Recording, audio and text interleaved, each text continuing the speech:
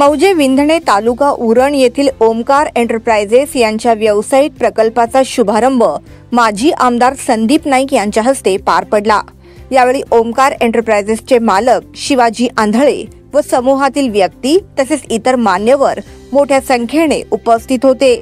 यावेळी आपल्या संभाषणात माजी आमदार संदीप नाईक यांनी सांगितले की आंधळे परिवार आणि नाईक परिवार यांचे नाते हे बोनकोडे गावापासून सुरू झाले, जे फार जुने आहे आणि आज त्यांच्या व्यावसायिक प्रकल्पाचा शुभारंभ असताना आनंदाची भावना आहे। सुनियोजित अशा या आयएमसी प्लांटचं ज्याचे मालक आंधळे जे आहेत याचं उद्घाटन झालं अशा प्रसंगी मी सांगतो। शिवाजी आंधळेंचा आणि नाईक परिवार आणि बोनकोड्याचं नातं फार जुनं आहे। याबद्दल जे आज आम्हाला देखील ते आज खेचून घेऊन आलं म्हणून आम्ही उपस्थित राहिलो, हे नातं बोनकोड्या गावापासून सुरू झालेलं आहे।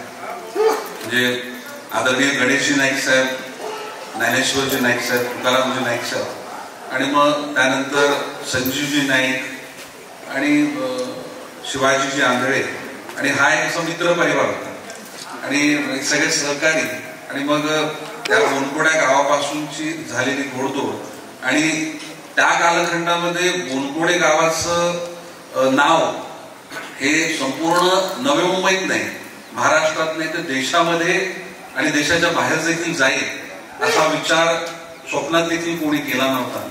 आणि नक्कीच आदरणीय गणेशजी नाईक साहेबांचे आम्हा सर्व परिवारासोबत संपूर्ण गावाला, गावातल्या ग्रामस्थांना आणि फक्त गावामधील आमच्या समाजाची लोक नाही तर या गावामध्ये असणारी महाराष्ट्रातल्या विविध गावातील, विविध तालुक्यातील, विविध जिल्ह्यातील किंबहुना संपूर्ण देशामधील वेगवेगळ्या राज्यांमधील आलेल्या लोकांना एक आपलेपणाची वागणूक ही नाईक परिवाराच्या माध्यमातून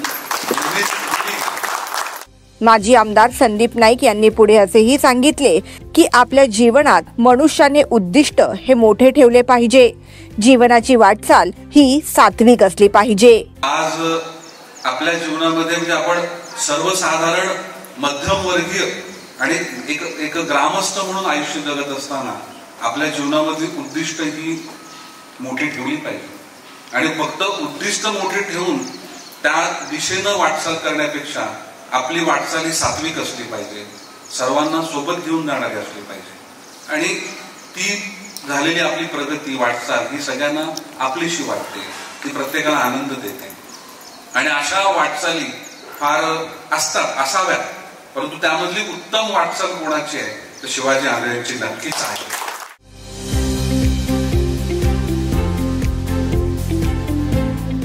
ब्युरो रिपोर्ट, द मेट्रो।